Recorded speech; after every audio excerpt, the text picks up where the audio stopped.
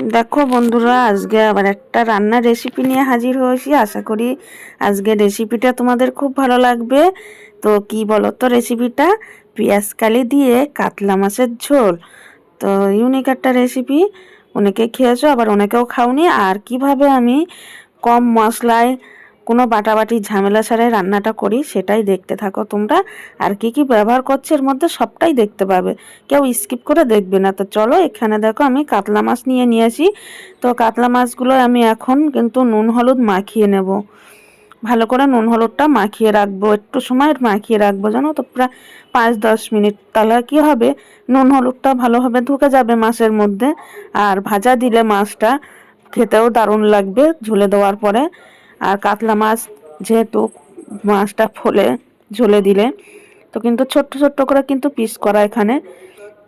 আর কাতলা মাছটা ছোট ছোট করে পিস করলে কি হয় বলো তো, ভালোভাবে ঝোলের মধ্যে মানে ঝোলে দিলে তেল মশলাটা ভালোভাবে ঢুকে যায় মাছের মধ্যে।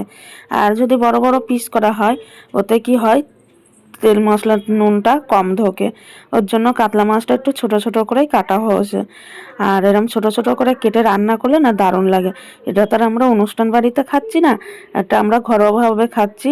তো যে কিভাবে শর্টে রান্না করা যায় সেটাই তোমাদের সাথে আজকে শেয়ার করব। একদম অল্প মশলায়, একদম সামান্য তেল ঝাল দিয়েই রান্নাটা করব। তো তোমরা সব কিন্তু স্কিপ না করে দেখবে পুরো ভিডিওটা।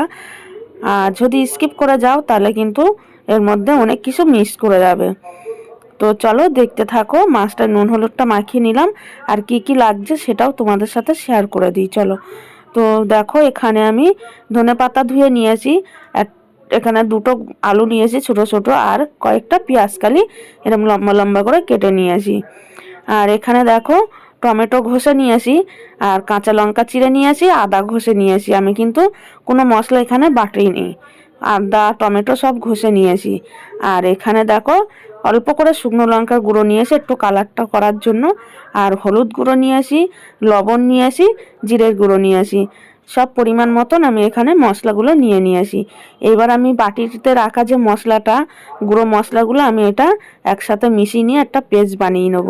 তাহলে কি হবে, আমার রান্নাটাও তাড়াতাড়ি হয়ে যাবে।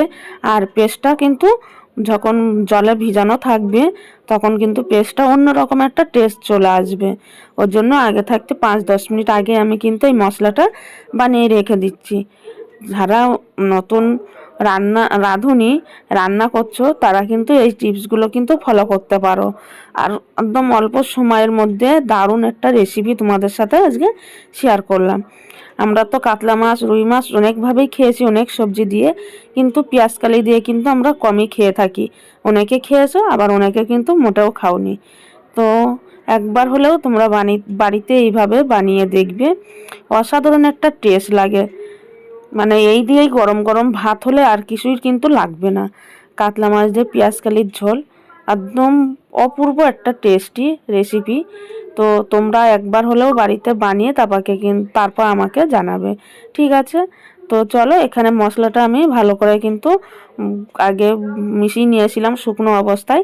তারপরে আমি এখানে আবার একটু একটু করে জল দিয়ে কিন্তু মশলার পেস্টটা বানিয়ে নিচ্ছি। আর এইভাবে করলে না দারুণ লাগে বন্ধুরা, অসাধারণ একটা টেস্ট লাগে। বারবার একই কথাই তোমাদের বলছি। তো আর বকর বকর করবো না, তোমরা শুধু এবার দেখতে থাকো। মেন উপকরণগুলো কিন্তু আমার এখানে মিক্সড করা হয়ে গেছে। তো দেখো, আমি কড়াই বসিয়ে দিয়েছিলাম, মাছগুলো কিন্তু আমি লাল লাল করে ভেজে নেব।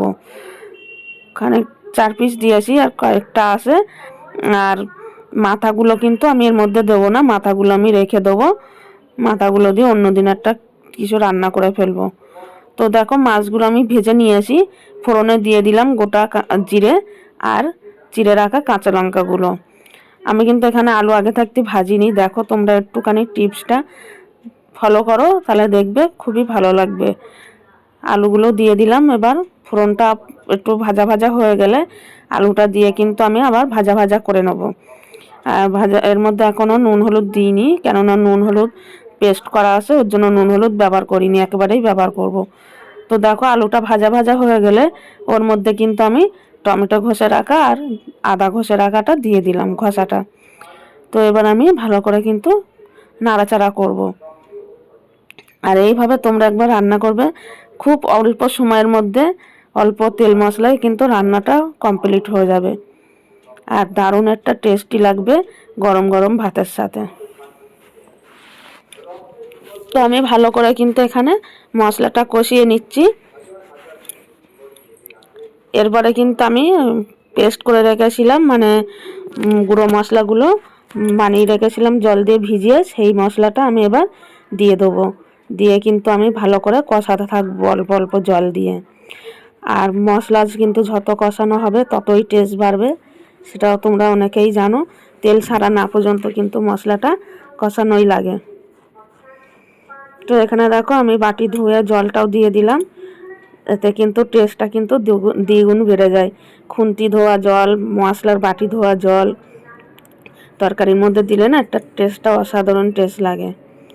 তোমরা একবার ট্রাই করবে আর একবার না ভেবে ট্রাই করবে, দারুণ একটা টেস্ট আসে কিন্তু। এটা কিন্তু আগের মা মাসিরা কিন্তু বলে সারাক্ষণই যে খুন্তি ধোয়া জল, বাটি ধোয়া জল, মশলার বাটি ধোয়া জল দিলে নাকি তরকারির টেস্টটা বেড়ে যায়। তো দারুণ একটা রেসিপি তোমাদের সাথে শেয়ার করলাম। যদি তোমাদের এই রেসিপিটা ভালো লাগে তো আত্মীয় স্বজনের সবার মধ্যে কিন্তু শেয়ার করে দিও। আর যারা এখনও পর্যন্ত লাইক করোনি আমার রেসিপিটা দেখতে দেখতে তোমরা প্লিজ একটা করে লাইক করে দাও। আর এই পর্যায়ে কিন্তু আমি এবার দেখো পেঁয়াজকালিগুলো কিন্তু দিয়ে দিলাম। আবার এর মধ্যে কিন্তু অনেক এক গাদা পেঁয়াজকালি দিলে কিন্তু এর টেস্টটা কিন্তু নষ্ট হয়ে যাবে। তা তোমরা চাইবে কিন্তু অল্প কটা পেঁয়াজকালি দিতে, এর মধ্যে অনেক দিলে একটা গ্যাদারিং ভাব চলে আসে। তো দেখো আমি কিন্তু অল্প একটু জল দিয়ে আবার একটু কষাতে থাকছি। আর দেখো তেলও কিন্তু আমার ছেড়ে দিয়েছে। এবার তোমরা যে যেরকম ঝাল খাবে সেরকম কিন্তু ঝাল দেবে। আমি এখানে কাঁচা লঙ্কাও ব্যবহার করেছিলাম বলে গুঁড়ো লঙ্কাটা অল্প একটু কালার আনার জন্য আমি ব্যবহার করেছিলাম। তো দেখো এবার আমি পরিমাণ মতন জল দিয়ে দিচ্ছি। তোমরা যে যেরকম ঝোল খাবে সেই অনুযায়ী কিন্তু জল দেবে। আমি কিন্তু এখানে একটু জলটা বেশিই দেবো, কেননা এই হালকা পাতলা ঝোল দিয়ে না ভাত খেতে, গরম গরম ভাত খেতে অসাধারণ একটা টেস্ট লাগে। ওর জন্য কিন্তু আমি একটু ঝোল ঝোল মতনই বানাবো।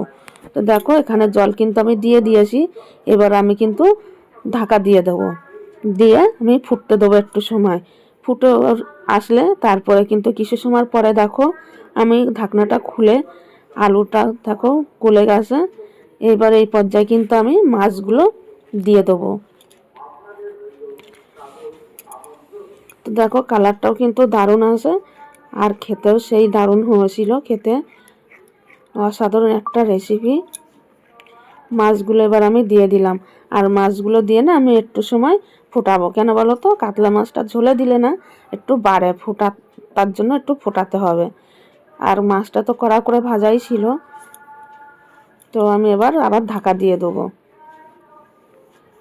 দিয়ে তারপর কিছু সময় পরে আমি দেখো আমার কিন্তু মাছের ঝোলটা কিন্তু পুরো রেডি হয়ে গেছে। এবার আমি এর মধ্যে ধনেপাতা কুচি রাখা দিয়ে দেবো। আর কোনো মশলা কিন্তু ব্যবহার করব না এখানে। এই সামান্য কটা উপকরণ দিয়েই কিন্তু আমি এই মাছের ঝোলটা রেডি করে নিয়েছি। তো দেখো আমি এবার ধনেপাতা কুচিটা দিয়ে দিলাম, দিয়ে নাড়াচাড়া করে আমি কিন্তু নামিয়ে নেব। তো আজকের আমার রেসিপিটা পুরো কমপ্লিট হয়ে গেল। তোমাদের ভালো লাগলে আবার বলছি লাইক, কমেন্ট আর শেয়ার করতে ভুলো না। তোমাদের একটা লাইক, একটা কমেন্টে আমার উৎসাহটা কিন্তু বাড়িয়ে দেবে ভিডিও বানানোর। তো চলো আজের মতন এখানে দেখা হবে নেক্সট ভিডিওতে কিংবা নেক্সট ব্লগে। ততক্ষণে তোমরা সবাই ভালো থাকবে, সুস্থ থাকবে। আর দেখো আমি বাটিতে ঢেলে নিয়ে আসি। মাছের ঝোলটা কিন্তু দারুণ লাগছে, খেতেও দারুণ হয়েছিল। তো টাটা, বাই বাই, সবাই ভালো থাকবে, সুস্থ থাকবে। তত